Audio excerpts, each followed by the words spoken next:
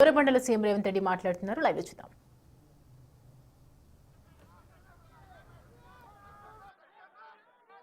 ఈనాడు Jubilee hills శాసనసభ ఉప ఎన్నికల సందర్భంగా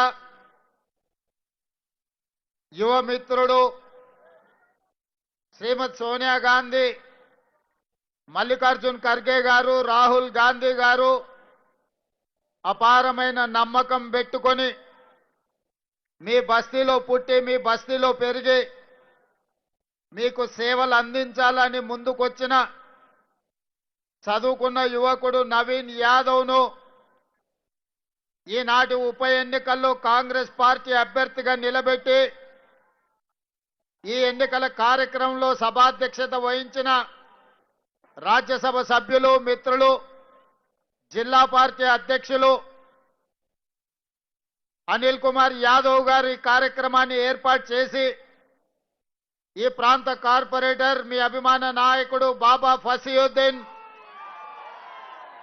అదేవిధంగా ఈ కార్యక్రమానికి ముఖ్య అతిథులుగా పిసిసి అధ్యక్షులు మహేష్ కుమార్ గౌడ్ గారిని, అదేవిధంగా మంత్రివర్గ సహచర సభ్యులు 2023 ఎన్నికల సందర్భంగా మీ అభిమానాన్ని గెలుచుకోవాలని ఎన్నికల్లో నిలబడితే ఆనాడు మీకందరికి ఒక మాట ఇచ్చిన అజరుద్దీన్ గారిని గెలిపించండి, మంత్రిని వేసి మీ ముందు నిలబెడతా అని.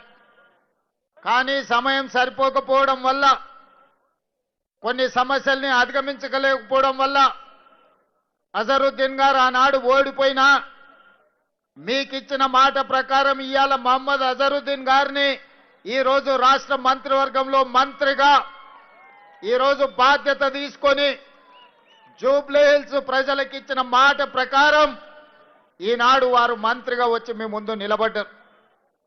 మిత్రులారా, ఇవాళ బీఆర్ఎస్ వాళ్ళు ఆటోలలో తిరుగుతున్నారు. 2023 ఎన్నికల సందర్భంగా తెలంగాణ ప్రజలు ముఖ్యంగా గ్రామీణ ప్రాంతాలలో, తండాలలో, గూడాలలో, మారుమూల పల్లెల్లో విద్యార్థులు, నిరుద్యోగ యువకులు, అమరవీరుల కుటుంబాలు, రైతులు, మహిళలందరూ కలిసి ఇక ఈ కారు మనకు వనికిరాదు, ఈ కారు అనుము చెడ్డది, దీన్ని వర్క్ షాప్లకు పంపించాలి, మెకానిక్ షెడ్లకు పంపాలి అని మెకానిక్ షెడ్లు పెట్టి టైర్లు వీకి రాళ్లు పెట్టి నిలబెట్టిరు. ఇవాళ తిరగనికే కారు షెడ్డు పోయిందని బిల్లా రంగాలు ఇద్దరు ఇవాళ జూబ్లీ హిల్స్ ప్రాంతంలో ఆటోలల్లో తిరిగి మళ్ళా మీ ముందల నాటకాలు మొదలు పెట్టిండ్రు. ఇవాళ వాళ్ళు జూబ్లీ హిల్స్ లో ఇప్పుడే కొత్తగా సమస్యలు వచ్చినట్టు, ఇప్పుడే ఈ సమస్యలు ఉన్నట్టు ఈ ప్రాంత ప్రజల్ని మభ్యపెట్టే ప్రయత్నం చేస్తున్నారు. అదేవిధంగా ఉప ఎన్నికల సందర్భంగా ఈరోజు మాగంటి సునీతమ్మని మీకు చూపించి భర్త చనిపోయిండు, ఆడబిడ్డకి ఎన్నికల్లో ఓటేయండి అని ఈరోజు మిమ్మల్ని అడుగుతున్నారు. నేను ఈ ప్రాంత ప్రజలకు, ముఖ్యంగా ఈ పక్కనున్న బస్తీలు, ఆనాడు పేదోళ్ళ దేవుడు, పేదోళ్ళ గుండె ధైర్యం పి జనార్దన్ రెడ్డి గారు 2007 నాడు చచ్చిపోయినప్పుడు, పీజేఆర్ గుండాగి చనిపోయినప్పుడు ఆయన కుటుంబానికి ఏకగ్రీవం ఇయ్యాలి అని ఆనాడు రాజకీయ పార్టీలు ఆలోచన చేసి గతంలో ఉన్న సాంప్రదాయాన్ని కొనసాగించే విధంగా పీజేఆర్ కుటుంబాన్ని ఏకగ్రీవం చెయ్యాలని నిర్ణయం జరిగింది. అందులో భాగంగానే ఆనాడు తెలుగుదేశం పార్టీ పెద్దలు నారా చంద్రబాబు నాయుడు గారు పీజేఆర్ కుటుంబానికి అభ్యర్థిని ఎన్నికల బరిలో పోటీ పెట్టకుండా ఏకగ్రీవంగా ఎన్నిక చెయ్యాలని ఆనాడు తెలుగుదేశం పార్టీ సహకరించి ముందుకు వచ్చింది. ఆనాడు చంద్రబాబు నాయుడు గారు పీజేఆర్ ఈ ప్రాంతానికి అందించిన సేవలను గుర్తించి ఎన్నికలు లేకుండా ఏకగ్రీవంగా ఎమ్మెల్యేను చెయ్యాలంటే చంద్రశేఖరరావు గారు ఎన్నికల బరిలో అభ్యర్థిని నిలబెడితే పీజేఆర్ కుటుంబం కేసీఆర్ను కలవడానికి ఇంటికి పోతే 3 గంటలు గేటు ముంద నిలబెట్టి ఎర్ర టెండలో కలవకుట్ట వెనక్కి పంపించి ఈ ప్రాంతంలో అభ్యర్థులు చనిపోతే ఎమ్మెల్యేలు చనిపోతే ఎన్నికలు తీసుకొచ్చిన దుర్మార్గుడే కసాయే కేసీఆర్ అని చెప్పి నేను ఈరోజు చెప్పదలుచుకున్నా. ఆనాడు పీజీఆర్ నీకంటే ముందు ఈ నగర సమస్యల మీద ఈ ప్రాంత సమస్యల మీద ఉమ్మడి రాష్ట్రంలో సమస్యల్ని పరిష్కరించాలని పోరాటాలు చేసిండు. అలాంటి పీజీఆర్ ఈ హైదరాబాద్ నగరానికి వివిధ ప్రాంతాల నుంచి వలస వస్తున్న ఉద్యోగాల కోసం ఉపాధి కోసం ఈ ప్రాంతానికి వచ్చిన పేదవాళ్లకు నిల్వ నీడ లేకపోతే ఉండడానికి గుడిసె తాగడానికి నీళ్లను అందించి పేదవాళ్ళను ఆదుకున్న చరిత్ర పి జనార్దన్ రెడ్డి గారికి ఉన్నది. ఈ పక్కన ఉన్న బస్తీలల్లా ఏ తలుపు తట్టినా ఏ గుండె తట్టినా పీజీఆర్ సహాయం ఏ విధంగా ఉండేనో గక్కడ మా లంబాడ సోదరులు మా ఆడబిడ్డలు మా లంబాడి ఆడబిడ్డలు మా రాములు నాయకునో మా శంకర్ నాయకునో ఎవరిని అడిగినా చెప్తారు. ఈ ప్రాంతంలో ఈ లంబాడ సోదరులకు ఆనాడు పీజీఆర్ గారు ఏ విధంగా అండగా నిలబడ్డాడు. అలాంటి పీజీఆర్ కుటుంబానికి వ్యతిరేకంగా ఎన్నికల్లో పోటీ పెట్టి ఈనాడు ఎన్నికలలో ఉప ఎన్నికల్లో సెంటిమెంటును ఈరోజు రాజేయాలని చూస్తున్నారు. అందుకే మిత్రులారా, ఇవాళ ఈ ప్రాంతంలో బోడబండ కావచ్చు, ఎర్రగడ్డ కావచ్చు, యూసుఫ్ గూడ కావచ్చు, వెంగళరావు నగర్ కావచ్చు, లేకపోతే ఈ ప్రాంతంలో ఉండే ప్రతి బస్తీ కొత్తగా సమస్యలు వచ్చినట్టు ఇవాళ బీఆర్ఎస్ వాళ్ళు మాట్లాడుతున్నారు. నేను అడగదలుచుకున్న బీఆర్ఎస్ వాళ్ళను, 10 ఏళ్ళు మీరే అధికారంలో ఉన్నారు కదా, 2-3 సార్లు బీఆర్ఎస్ ఎమ్మెల్యేనే జూబ్లీ హిల్స్ నుంచి ఉన్నాడు కదా, కేటీఆర్ 10 ఏళ్ళు మున్సిపల్ మంత్రిగా ఉన్నాడు కదా, కేసీఆర్ గారు 10 ఏళ్ళు ముఖ్యమంత్రిగా ఉన్నాడు కదా, మరి ఈ సమస్యలు పరిష్కారం కాకపోవడానికి, బోడబండలో సీసీ రోడ్లు రాకపోవడానికి, ఈ ప్రాంత ప్రజలకు తాగునీళ్లు లేకపోవడానికి, మీరేసుకున్న గుడిసెల మీద కరెంటు వైర్లు పోవడానికి కారణం బీఆర్ఎస్ దొంగలు కాదా? ఇవాళ బిల్లా రంగాలు ఆటోలలో వచ్చి మీ సమస్యలు మేం పరిష్కరిస్తామని ఇవాళ బిల్లా రంగాలు చెప్తున్నారు. నేను అడుగుతున్నా, ఇవాళ తాడు లేదు బొంగరం లేదు, తాడు బొంగరం లేనోడు వచ్చి ఇవాళ బోడబండ బస్తీని నేను అభివృద్ధి చేస్తా అని చెప్తే నమ్మడానికి ఇక్కడ ఉన్నోళ్ళంతా అమాయకులా?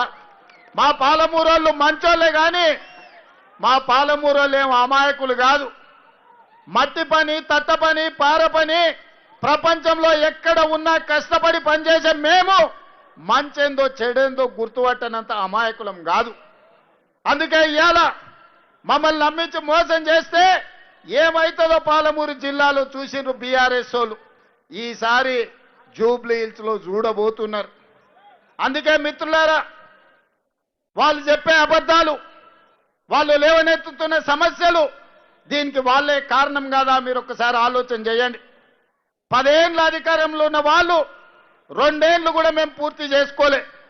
ఈ ప్రాంతంలో 14,159 రేషన్ కార్డులు ఇచ్చింది కాంగ్రెస్ పార్టీ కాదా? అడిగిన వాళ్ళందరికీ రేషన్ కార్డులు ఇచ్చింది కాంగ్రెస్ పార్టీ కాదా? ఇవాళ పేదవాళ్ళ ఇండ్లల్లో 200 యూనిట్లు ఉచిత కరెంట్ ఇచ్చి కరెంటు బిల్లు కట్టాల్సిన పని లేదు. పేదల ఇండ్లల్లో వెలుగులు నింపాలి, పేదోళ్ళ కండ్లల్లో సంతోషాన్ని చూడాలి అని ఇవాళ ఇందిరమ్మ రాజ్యంలో మీ బస్తీలలో మీ ఇండ్లకు ఉచితంగా కరెంట్ ఇస్తున్న మాట వాస్తవం కాదా? ఇవాళ ఇదే కాదు, ఆనాడు రేషన్ షాపుల్లో దొడ్డు బియ్యం కేసీఆర్ ఇస్తే ఆ దొడ్డు బియ్యము పశువుల దానాకు పంపించేది మా ఆడబిడ్డలు, మా లంబాడి ఆడబిడ్డలు ఈడు ఉన్నారు. ఆనాడు ఎవరన్నా కేసీఆర్ ఇచ్చిన బియ్యం తిన్నారా? మరి ఇవాళ ఇందిరమ్మ రాజ్యంలో మేము సన్న బియ్యం ఇస్తున్నాం. ఇవాళ ప్రతి కుటుంబానికి ప్రతి మనిషికి 6 కిలోల దాకా సన్న బియ్యం ఇస్తున్నాం. ఇవాళ సన్న బియ్యం అమ్మ తల్లిదండ్రులే కాదు, సంటి పిల్లలకు కూడా ఇవాళ అన్నం పెట్టే పరిస్థితి వచ్చింది. సన్న బియ్యం ఇవాళ మీకు అందరికి వస్తున్నాయా లేదా ఒక్కసారి ఆలోచన చెయ్యండి. దొడ్డు బియ్యం ఇచ్చినాడు, అవి ఎక్కడికో పోయేది. ఇవాళ సన్న బియ్యం ఇస్తే పేదోళ్ళు 4 బుక్కల బువ్వ తింటున్నారు కష్టపడి. ఇదే కాదు, మా ఆడబిడ్డల వెనకాల చాలా మంది ఉన్నారు, వేలాది మంది మా ఆడబిడ్డల ఆశీర్వాదంకి వచ్చారు. మా ఆడబిడ్డలు పనికి పోవాలన్నా, లేకపోతే పండుగ పూట అమ్మగారింటికి పోవాలన్నా, లేకపోతే అమ్మవారి దర్శనం చేసుకోవాలన్నా, బల్కమ్మపేట ఎల్లమ్మ దర్శించుకోవాలన్నా, లేకపోతే యాదగిరిగుట్ట లక్ష్మీ నరసింహస్వామిని దర్శించుకోవాలన్నా ఇంటాయన కిరాయి పైసలు ఇస్తే తప్ప పోవాలి. లేకపోతే వద్దులేమో మళ్ళీ దీపావళి పండుగ కోదు అంటే దసరా పండుగ కడితే సంక్రాంతి కోదాం అన్నటోడు. ఇవాళ మా అక్కల్ని అడుగుతున్నా నేను, అక్క మీ తమ్ముడి రాష్ట్రానికి ముఖ్యమంత్రి అయినాక ఏ బస్సులన్నా ఎవడన్నా మిమ్మల్ని ₹1 టికెట్ కోసం పైసలు అడిగినరా మీరు చెప్పండి. మరి ఇవాళ మీ తమ్ముడు ముఖ్యమంత్రి అయితే రాష్ట్రం నలుమూలల భద్రాచలంలో రాముల వారిని కొలవాలన్నా, యాదగిరి గుట్టలో లక్ష్మీ నరసింహస్వామిని దర్శించుకోవాలన్నా, బల్కంపేట ఎల్లమ్మ దగ్గరికి పోవాలన్నా ఆడబిడ్డల్ని ఒక్క పైసా లేకుండా బస్సులలో నేను ఇవాళ ఉచిత ప్రయాణం మీకు అందించిన. వాళ్ళేమంటారు, ఆటో డ్రైవర్ల పొట్టగొట్టిరు, ఆటో డ్రైవర్లకు నష్టం జరిగింది, ఇవాళ ఆడపిల్లలకు ఉచిత బస్సు రద్దు చేయమని బీఆర్ఎస్ వాళ్ళు గల్లీలలో తిరుగుతారు. గిది వాళ్ళ గలీజ్ బుద్ధి. 2014 నుంచి ఒక్క ఆడబిడ్డకు కూడా మంత్రి పదవి ఇయ్యలే. ఇవాళ మన ప్రభుత్వంలో మీ అభిమాన నాయకురాలు సీతక్కని మంత్రిని చేసినాం, కొండా సురేఖమ్మని మంత్రిని చేసినాం. ఇవాళ పెత్తనం మీ చేతిలో పెట్టినాం. 67 లక్షల మహిళా సంఘాల సభ్యులకు ఇవాళ పెత్తనం ఇచ్చినాం. 1000 ఆర్టీసీ బస్సులు నడిపే అధికారం మా ఆడబిడ్డలకు ఇచ్చినాం. ఇవాళ జిల్లాలలో పెట్రోల్ బంకులు నడిపే బాధ్యత మీకు ఇచ్చినాం. ఇదే కాదు, హైటెక్ సిటీ పక్కన 100 కోట్ల రూపాయల విలువ ఉండే భూమి మీరు తయారు చేసిన ఉత్పత్తులు అమ్మడానికి విప్రో, ఇన్ఫోసిస్, మైక్రోసాఫ్ట్ లాంటి ప్రపంచ దిగ్గజాలైన కంపెనీల పక్కన శిల్పారామం దగ్గర మా ఆడబిడ్డలకు ఇవాళ ఇందిరా బజార్, మహిళా బజార్ అని చెప్పి మీ ఉత్పత్తులన్నీ అక్కడ అమ్మడానికి మీకు ఇచ్చినాం. ఇంత గొప్ప అవకాశం ఇందిరమ్మ రాజ్యంలో ఆడబిడ్డలకు వచ్చింది. ఇవాళ అధికారం ఆడబిడ్డల చేతులు ఉండాలి, ఆడబిడ్డ చేతుల నగదు ఉంటే పిల్లల చదువులకు వస్తాయని చెప్పి ఇవాళ మేము ప్రయత్నం చేస్తున్నాం. ఆనాడు ఇంటాయన చేతుల నగదు ఉంటే చక్కగా పోయి బెల్ట్ షాపులు ఇచ్చొచ్చేటోడు, అంతేనా అక్క? అవునా కదా? నిజం చెప్పండి. ఆ ఎల్లా ఇంటాయన దగ్గర నగదు ఉంటే సాయంత్రం బెల్ట్ షాప్ వాడు పండుగ చేసుకునేటోడు. ఇవాళ మా అక్కల చేతుల నగదు ఉంటే పిల్లలు బడికోతుండ్రు, పండుగ పూట కొత్త బట్టలు కొనుక్కుంటారు. బస్సు ఉచితంగా ప్రయాణం ఇస్తే 2-3 వేలు 3-4 వేలు ఒక్కొక్క మహిళకు మిగులుతున్నాయి. 500 రూపాయలకు సిలిండర్ ఇస్తే మీకు న్యాయం జరుగుతుంది.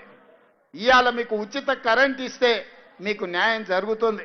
ఇవాళ మీకు రేషన్ కార్డు ఇస్తే మీ ఇంటికి సన్నబియ్యం వస్తున్నాయి. ఇవాళ ఇవన్నీ చేస్తున్నాం. అయినా ఇవి పరిష్కారం అంటే కాదు. మీ పిల్లలకు మంచి చదువులు ఇవ్వాలంటే మంచి పాఠశాలలు కట్టాలి. మీ కష్టాలు తీరాలంటే ఈ బోడబండ ప్రాంతంలో మీ తాగునీటి సమస్యను పరిష్కరించాలి. మరి ఇవన్నీ చేయాలంటే నేను ముఖ్యమంత్రి అయి 22 నెలలు గానికి వస్తుంది. ఒక్కనాడన్నా 3 సార్లు మీరు ఎన్నుకున్న ఎమ్మెల్యే అసెంబ్లీలో ఎప్పుడన్నా జూబ్లీహిల్స్ సమస్యలు మాట్లాడిండా? ఎన్నడన్నా మాట్లాడిండా? ఎన్నడన్నా వచ్చే కాగితం ఇచ్చిండా? పీజీఆర్ బస్తీలో పట్టాలు కావాలని అడిగిండా? మీకు నీళ్లు కావాలని అడిగిండా? మీ సీసీ రోడ్ల గురించి మాట్లాడిండా? మీ రేషన్ కార్డుల గురించి చెప్పిండా? మరి ఏమి చెప్పనప్పుడు 3 సార్లు అవకాశం ఇచ్చారు. ఇవాళ మున్సిపల్ మంత్రిగా కేటీఆర్ 10 ఏళ్ళు ఉన్నాడు.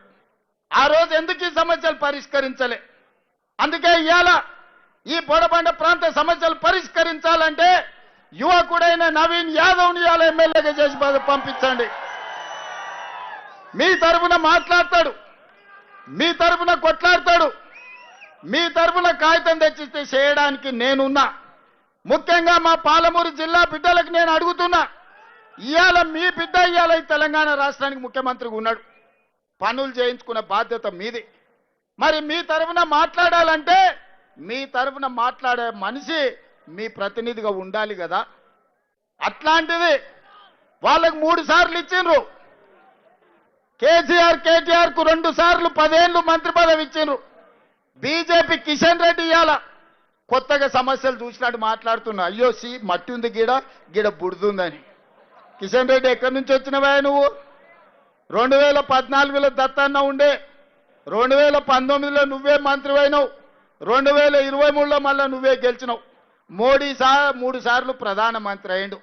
మరికి మట్టి తీసి సీసీ రోడ్లు వేయాలని మనం తెచ్చినవా? బోడబండకి ఎప్పుడైనా నీ ఎంపీ నిధుల నుంచో కేంద్ర మంత్రిగా 10 పైసలన్నా తీసుకొచ్చినవా?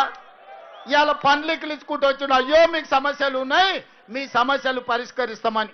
ఈ దేశానికి ప్రధానమంత్రిగా నరేంద్ర మోడీ ఉన్నాడు. ఏం తెస్తావో తీసుకురా, ఇంకా 10 రోజులు ఉంది పోలింగ్. ఏం తెస్తావో ఢిల్లీ నుంచి, అంతేగాని గల్లీలలో వచ్చి ఇవాళ 1, 2 అని కథలు చెప్తున్నాడు. పార్లమెంట్ ఎన్నికల్లో బీఆర్ఎస్ వాడు ఓట్లన్నీ బీజేపీని కేపించిండు. అందుకే మహబూబ్నగర్ కానీ, చేవెళ్ళ కానీ, సికింద్రాబాద్ కానీ, మల్కాజ్గిరి కానీ, మెదక్ కానీ, నిజామాబాద్ కానీ, కరీంనగర్ కానీ, ఆదిలాబాద్లో 8 పార్లమెంట్లలో బీఆర్ఎస్ డిపాజిట్లు జప్తు అయితే ఇవాళ బీజేపీ వాడు గెలిచిండు.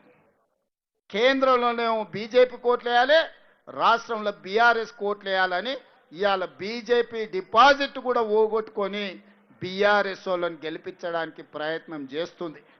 ఆలోచన చేయండి. వీళ్ళ కుమ్ముక్కు రాజకీయాలు, వీళ్ళ ఫెవికాల్ బంధం. మొదటి రోజు కేటీఆర్ మాట్లాడతాడు, రెండో రోజు కిషన్ రెడ్డి మాట్లాడతాడు. వీళ్ళిద్దరికి ఫామ్ హౌస్లో కూర్చొని ఇవాళ ఆయన నీతులు చెప్తాడు. ఇక కేటీఆర్ అయితే చెప్తున్నాడు, చెల్లెలు సునీతమ్మని గెలిపించండి, ఆమె కన్నీళ్లు దూడవండి అని. వెనకటికి ఎవడోనంట సొంత చెల్లెలకు అన్నం పెట్టలేదంట, కానీ చిన్నమ్మ బిడ్డకు బంగారు గాజులు చేపిస్తా అన్నాడంట. ఓరి సన్నాసి, నీ తోడబిట్టిన చెల్లెలు, నీ సొంత చెల్లెలు ఆస్తి ఇవ్వాల్సి వస్తుందని ఇంట్లోకెళ్ళి బయటికి పంపించినవని ఇవాళ నీ సొంత చెల్లెలు మా పాలమూరు జిల్లాకు వచ్చి ఏడిసింది నిన్ననే. నీ సొంత చెల్లెలనే చక్కగా చూసుకోక నీ నాయన సంపాదించిన 1000 కోట్ల అక్రమ ఆస్తిలో చెల్లెలకు వాటా ఇవ్వాల్సి వస్తుందని సొంత చెల్లెలనే ఇంట్లోకెళ్ళి ఎలగొట్టిన దుర్మార్గుడివి. ఇవాళ నువ్వు మాగంటి సునీతమ్మను నువ్వు మంచిగా చూసుకుంటావా? మా అక్కలు నమ్మాలనా నిన్ను? ఇవాళ అడుగుతున్న ఎవడైనా సొంత ఇంటి ఆడబిడ్డను మంచిగా చూసుకోనోడు ఇవాళ మన చిన్నమ్మ బిడ్డలను, పక్కింటి ఆడపిల్లలను మంచిగా చూసుకుంటాడా? ఒకసారి ఆలోచన చేయరు. ఈ ఎన్నికల కోసం ఉత్తగా ముందల నిలబెట్టి ఓట్లు వేయించుకొని గెలుచుకోవాలని ఆలోచన చేస్తారు. ఇవన్నీ నేను చెప్తలేను, వాళ్ళ చెల్లెలే మైకులలో చెప్తుంది. ఇవాళ మీ చెల్లెలు అడిగే ప్రశ్నలకు నువ్వు సమాధానం చెప్పు సిగ్గుంటే. నీ చెల్లెలే చెప్పింది కదా, మా నాయనని అడ్డం పెట్టి వీళ్ళు 1000 కోట్లు సంపాదించారు దుర్మార్గులు, ఇవాళ మా నాయన మీదకి కేసులు వచ్చినాయి, మొదట వీళ్ళందరినీ జైలు వేసి లాగులలో తొండలు ఇచ్చి కొట్టండి వాళ్ళ సొంత చెల్లెలు చెప్తుంది. ఇంకా ఇంతకంటే ఇంకెవరైనా చెప్తారా? ఏ ఆడబిడ్డ అయినా పుట్టింటి మీద ఆరోపణలు చేయదు. తనకు కష్టం వచ్చినా, నష్టం వచ్చినా, దుఃఖం వచ్చినా, అత్తగారి ఇంట్లో వేధింపులున్నా పుట్టినిల్లు మంచిగా ఉండాలి, తల్లిదండ్రుల కీర్తి గొప్పగా ఉండాలి, తోడబుట్టినోడు చల్లగా ఉండాలని కోరుకుంటారు. కానీ ఈ దుర్మార్గులు ఎన్ని కష్టాలు పెడితే సొంత చెల్లెలే వీళ్ళు దుర్మార్గులు, వీళ్ళని ఈపులు వాళ్ళకు కొట్టండి అని చెప్తుందో ఒకసారి ఆలోచన చెయ్యండి. అందుకే నేను చెప్పిన, సొంత చెల్లెలకు అన్నం పెట్టినోడు చిన్నమ్మ బిడ్డకు బంగారు గాజులు చెప్పిస్తా అంటే ఎవడన్నా నమ్ముతాడా? అందుకే మిత్రులారా, ఇవాళ మీరందరూ ఆలోచన చేయండి. ఈ ప్రాంత సమస్యలు పరిష్కరించే బాధ్యత నాది. మీరు నవీన్ యాదవ్ని గెలిపించండి. ఇవాళ ఈ నగరంలో ఏ పని చేయాలన్నా నాకు నా ఎంబడి ఉండాలి, నాతో పాటు పరిగెత్తటోడు రావాలి. అందుకే యువకుడు నవీన్ యాదవ్ని గెలిపించండి. ఒక్క ఓటుకు మీకు 2 సేవకులు వస్తారు. ఒక పక్కన అజరుద్దీన్ మంత్రిగా జూబ్లీహిల్స్ సమస్యల్ని పరిష్కరిస్తాడు, నవీన్ యాదవ్ ఎమ్మెల్యేగా ఉంటాడు, అనిల్ కుమార్ యాదవ్ ఈరోజు రాజ్యసభ సభ్యుడిగా ఆ నిధులు మీతో ఖర్చు పెడతాడు. అందుకే మిత్రులారా, ఒక్క అవకాశం ఇవ్వండి. 3 సార్లు బీఆర్ఎస్ వాళ్ళకి ఇచ్చారు, 3 సార్లు పార్లమెంట్లో బీజేపీ వాళ్ళకి ఇచ్చారు. ఈ ఒక్కసారి నన్ను నమ్మండి, నవీన్ యాదవ్కు ఓటు వేయండి. ఈ ప్రాంతాన్ని అభివృద్ధి చేసే బాధ్యత నాది, మీ సమస్యల్ని పరిష్కరించే బాధ్యత నాది. అదే కాదు,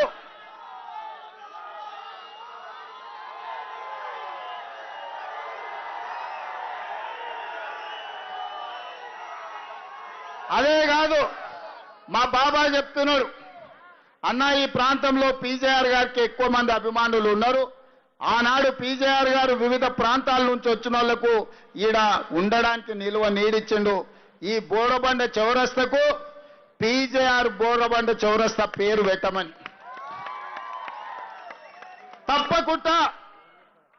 విజయోత్సవ ర్యాలీకి మళ్ళీ ఇక్కడికి వస్తాం. ఈ చౌరస్తకు పీజేఆర్ బోడబండ చౌరస్తా అని పేరు పెట్టుడే కాదు, పీజేఆర్ విగ్రహాన్ని పెట్టించి మీ అభిమాన నాయకుడి విగ్రహాన్ని పెట్టించడానికి, ఈ ప్రాంత సమస్యల్ని పరిష్కరించడానికి నేను మళ్ళా మీ దగ్గరికి వస్తా. ఇవాళ వాళ్ళు ఎవ్వరు ఏం చేసినా, ఎన్ని ఓట్లు వేసినా మళ్ళీ దొంగకు దొరకకుండా పోతారు, తుపాకీ గుండుకు కూడా అందరూ. ఇవాళ కేవలం ఓట్లున్నాయని ఈ పక్క వచ్చారు. ఈ 20 నెలల వాళ్ళ ఎమ్మెల్యేనే ఉన్నప్పుడు ఎప్పుడన్నా వచ్చిండ్రా? అందుకే ఇవాళ మీరందరూ ఆలోచన చేయండి. ఒక మంచి పనికి శ్రీకారం చుట్టండి. ఒక యువకుడికి అవకాశం ఇవ్వండి. మీ ప్రాంతంలో పుట్టి, మీ ప్రాంతంలో పెరిగి, మీ సమస్యల పట్ల అవగాహన ఉన్నోడు ఈ ప్రాంతాన్ని అభివృద్ధి చేసే బాధ్యత నేను తీసుకుంటా. ఈ ప్రాంతానికి అవసరమైన నిధులు ఇస్తా, మీకు జరిగిన నష్టాన్ని పూడ్చుతా. ఇందిరమ్మ ఇండ్లు కూడా పట్టాలు ఉన్నోళ్ళకి ఇండ్లు కట్టుకోవడానికి మీకు ఇందిరమ్మ ఇండ్లు ఇచ్చే బాధ్యత నాది. మీ గ్రామాలలో మీరు ఊరికి పోయినప్పుడు మీ ఊర్లో చూడండి, 10 ఏళ్ళు ఆగిపోయిన ఇందిరమ్మ ఇండ్లు నేను బాధ్యత తీసుకున్నాక పేదోళ్ళందరికీ ఇందిరమ్మ ఇండ్లు ఇవాళ గ్రామాలలో ఇచ్చినాం. ఈసారి వంతు పట్టణంలో పేదోళ్ళకి ఇందిరమ్మ ఇండ్లు ఇచ్చే బాధ్యత నాది. వచ్చి బస్తీలో నవీన్ కూర్చుంటాడు. ఏ పేదోళ్ళకి ఇండ్లు లేవో మీ అందరికీ ఇందిరమ్మ ఇండ్లు మంజూరు చేయించే బాధ్యత నవీన్ యాదవ్ తీసుకుంటాడు. నవీన్ యాదవ్ మళ్ళీ మీ ఇల్లు తిరుగుతాడు. రాబోయే 3 ఏళ్ళు మీ ఎమ్మెల్యేగా అసెంబ్లీ ఉన్నప్పుడు తప్ప మీ బస్తీలే తిరుగుతాడు, మీ మధ్యలోనే ఉంటాడు, మీ సమస్యలు తెలుసుకుంటాడు, మీ సమస్యల్ని పరిష్కరిస్తాడు. నాకు సంపూర్ణమైన విశ్వాసం ఉంది.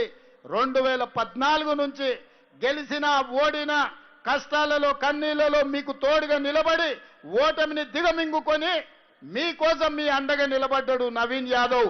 రేపైనా మీకు అండగా ఉంటాడు, మీకు సేవ చేస్తాడు. మీరందరూ కూడా నిండు మనసుతో నవీన్ యాదవ్ను మీరు ఆశీర్వదించండి. మీరు ఆశీర్వదిస్తే ఈ ప్రాంతానికి 100 కోట్ల రూపాయల నిధులు తీసుకొచ్చి ఈ ప్రాంతాన్ని అభివృద్ధి చేసే బాధ్యత నేను తీసుకుంటా అని చెప్పి మీ అందరి దగ్గర సెలవు తీసుకుంటున్నా. గెలిపిస్తారా? గెలిపిస్తారా? బాబా చెప్పినట్టు 30,000 మెజార్టీ జూబ్లీ హిల్స్ లో రావాలి. వస్తుందా? ఇస్తారా? సిద్ధమేనా? సిద్ధమేనా? సిద్ధమేనా? జెండాలు పట్టుకున్న వాళ్ళు ఏమంటలేరు. సిద్ధమేనా? సిద్ధమేనా? వెనకాల ఉన్నోళ్ళు సిద్ధమేనా? సిద్ధమన్నోళ్ళందరూ చేయి పైకెత్తండి. జై కాంగ్రెస్, జై జై కాంగ్రెస్. హస్తం గుర్తుకే, హస్తం గుర్తుకే. బ్యాలెట్ లో 2వ నెంబర్ నవీన్ యాదవ్ది. 2వ నెంబర్కు ఓటు వేయండి. చేతి గుర్తును గెలిపించండి.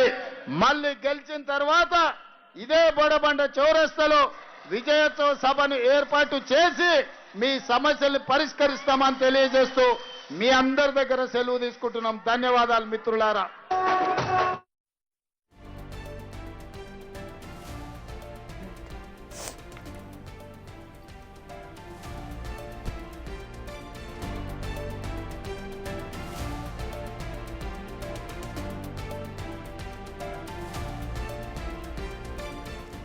రైట్, ప్రస్తుతం మనం చూస్తున్నాం జూబ్లీ హిల్స్ ఉప ఎన్నికకు సంబంధించి సీఎం రేవంత్ రెడ్డి పర్యటన ముగిసింది. సో ఈ పర్యటనలో అనేక రకాలుగైనటువంటి విషయాలు వెల్లడించడం జరిగింది.